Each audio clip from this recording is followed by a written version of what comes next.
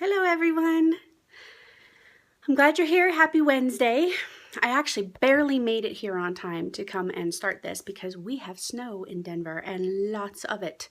So between getting the kids off to school and back in time, I made it!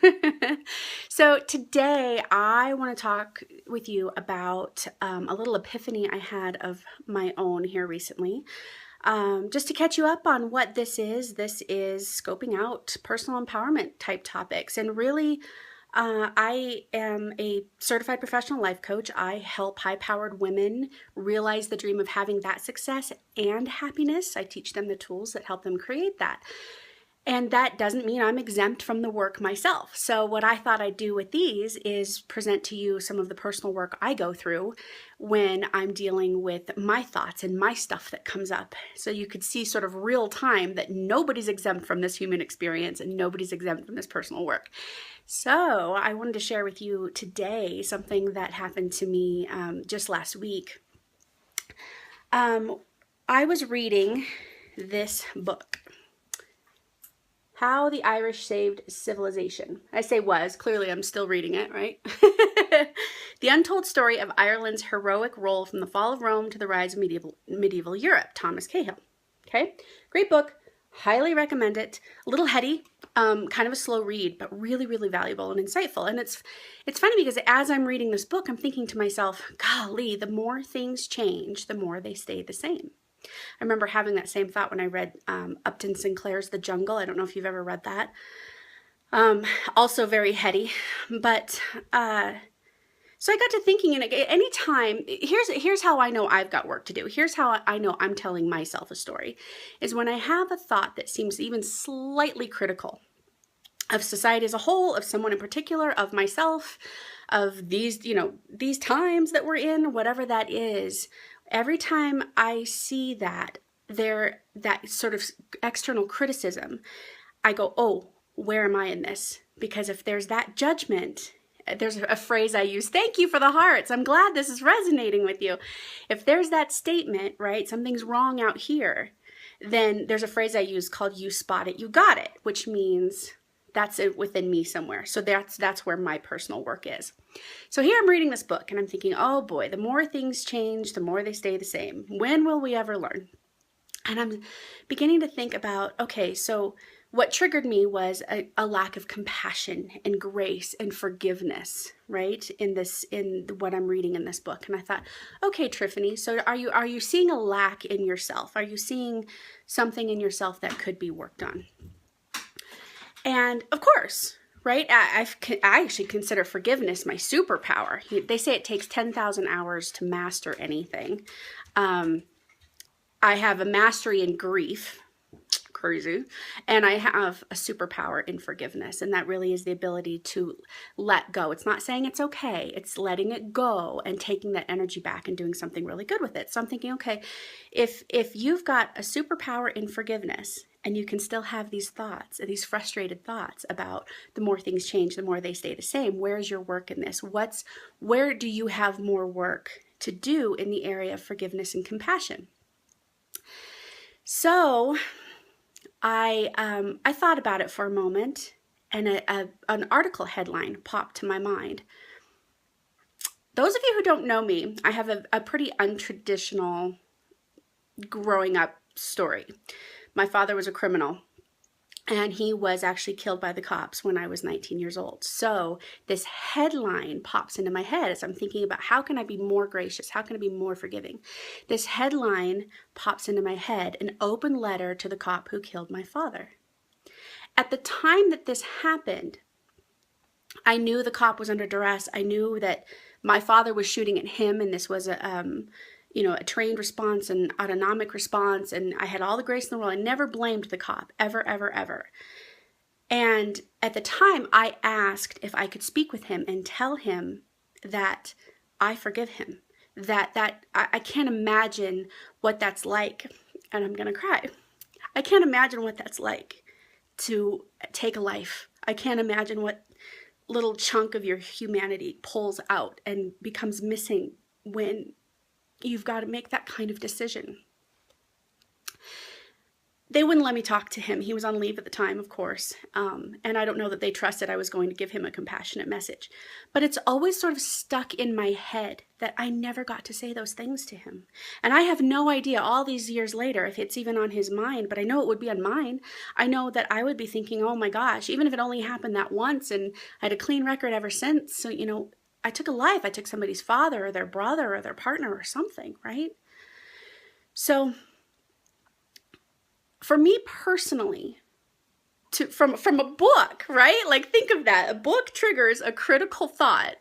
And I go, where's my work in this? How can I be more gracious and more compassionate? Now I am in the midst of writing an article. Actually, I'm looking for the police report. I had to write the police station where it happened to get the actual police report. All I have is a newspaper clipping. But once I get that down, so I've got all of the minutia in place, I will be writing an article, an open letter to the cop who killed my father. And I don't know if anybody's ever going to read it. I don't know if it's even going to resonate with anyone. But here's the reason why I want to have this conversation today. This is the question we ask ourselves all the time. How am I here again? How am I learning the same lesson again? How is it the more things change, the more things stay the same? When will I ever learn? Right? When these things come up, it is not a time for self-criticism. It's a time for self-reflection.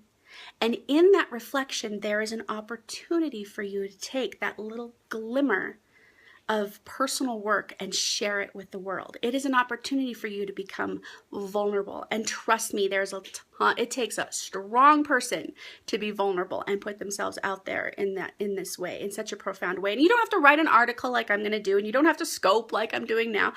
But if you were to have a conversation with a friend, if you were to open your heart to a friend, you might actually, oh good, I'm so glad this is resonating with some of you. Thank you so much.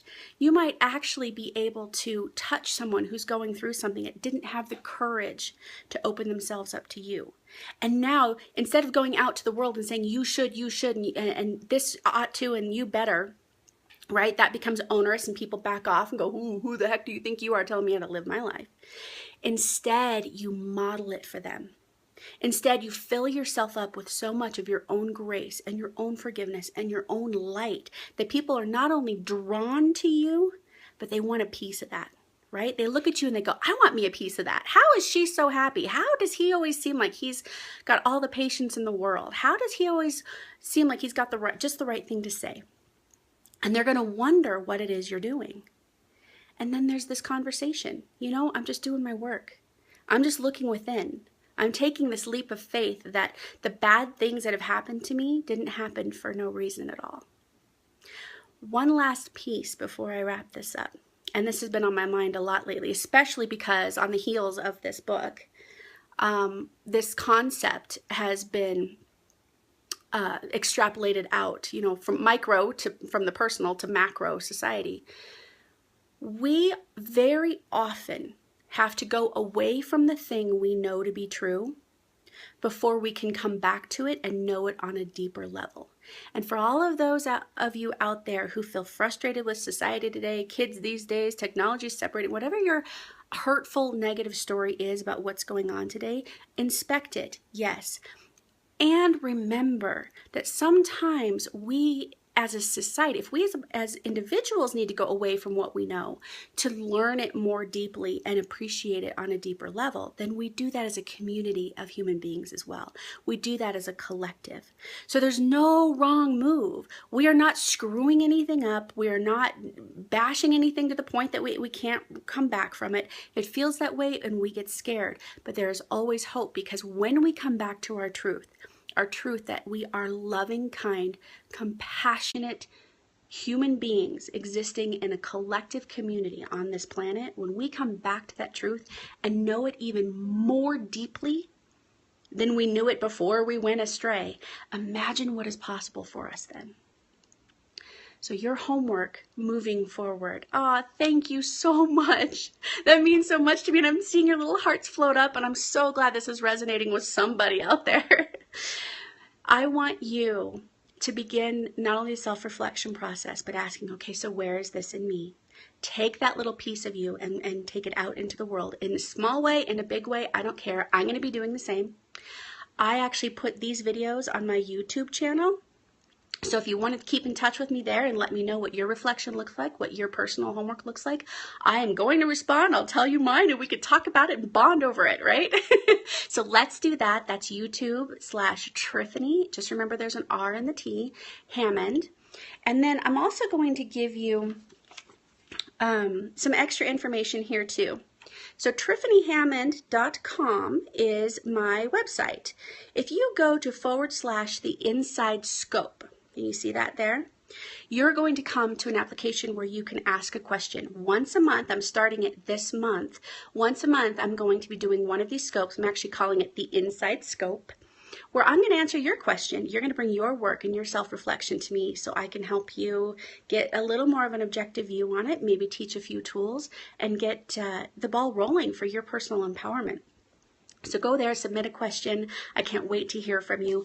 You'll also notice on here there's a gal, Freya Lusty. I had actually planned to talk about her too. She was telling me about how she had her own insights and then ran across an old journal of hers that was filled with similar insights, and she's like, oh my gosh, how could I learned this all these years ago, how did I not do anything better with this? And we had the same conversation about how we move away from things and come back to them more deeply. But I wanted to give her a shout out because she actually helps corporations work on collaboration and co-creation, and she's a fantastic human being.